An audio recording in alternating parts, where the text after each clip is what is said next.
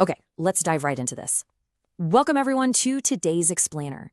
You know, if you've ever felt just completely drained by the people around you, or like your own needs are constantly taking a back seat, you are absolutely in the right place.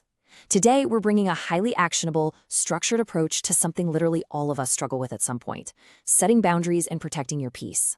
We're going to break down the psychology and, more importantly, the practical steps to actually reclaim your energy using some fantastic frameworks we've pulled together. Let me just ask you directly.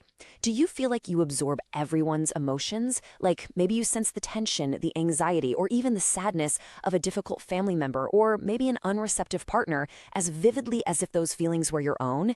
And so you try to fix it, right? You ask them to change how they speak to you, and suddenly you just feel like a broken record. You're exhausted, you're stuck on repeat. It's an incredibly draining experience. But the good news, today we're going to change that dynamic entirely. So here is our roadmap for today. 1. We'll look at the emotional sponge problem. 2. Needs, requests, and boundaries. 3. How to communicate those boundaries. 4. Enforcing your boundaries. And 5. The grief of letting go. Section 1. The emotional sponge problem. So what is an emotional sponge? Well, it's someone who is highly empathetic. So empathetic, in fact, that they literally absorb the emotions, the tension, and the energy of the people around them. Now, don't get me wrong, being highly empathetic is a beautiful, rare gift. It allows for deep human connection, but without management, it creates a pretty serious problem.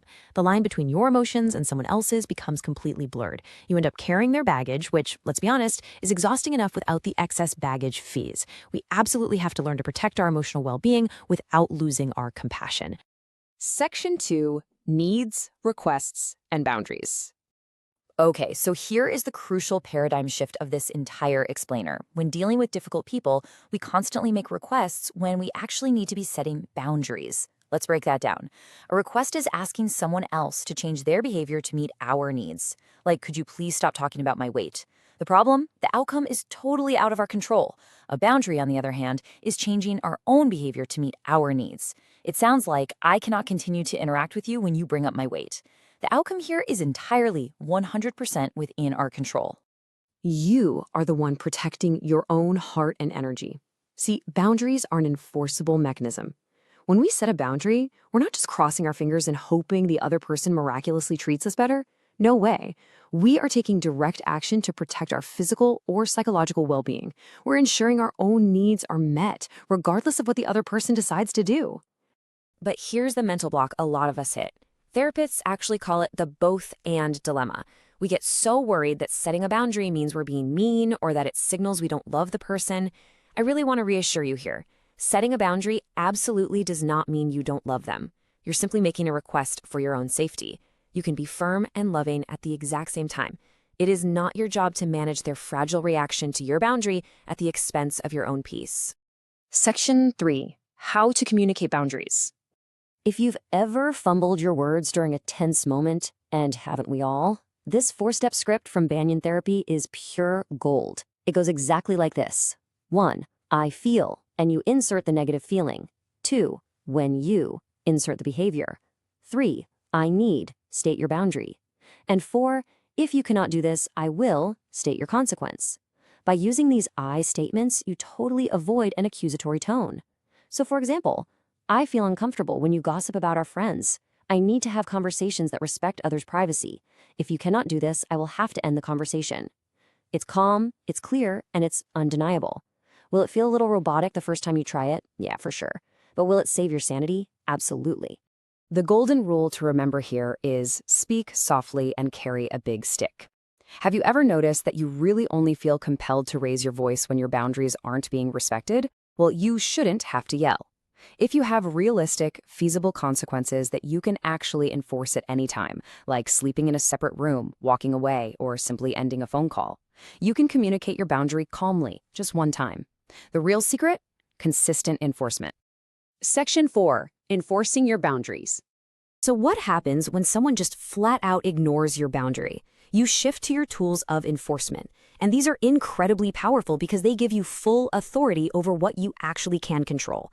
You control your space, like leaving a room. You control your time, ending a meeting. You control your body, literally stepping back. You control the mediums of communication, maybe switching from phone calls to emails only. And you control the frequency of interactions, like seeing someone once a year instead of once a week.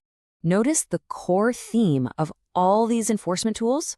They almost always involve decreasing communication and proximity. If someone is continuously toxic, enforcing your boundary means literally creating distance between you and that toxicity. You aren't forcing them to stop being toxic, you're simply removing yourself from the blast radius. Let's look at how everyday people actually apply this. So, Vikram's partner Anne yells at him when he tries to apologize. Instead of continually asking her to be nice, which is just a request, Vikram enforces his boundary by simply walking away from the fight the second she raises her voice. Or take Lisa. Her childhood friend Eileen rarely returns her calls. Instead of begging Eileen for attention, Lisa shifts her boundary by decreasing the frequency of her calls. Then there's Melanie. Her mother-in-law constantly criticizes her parenting.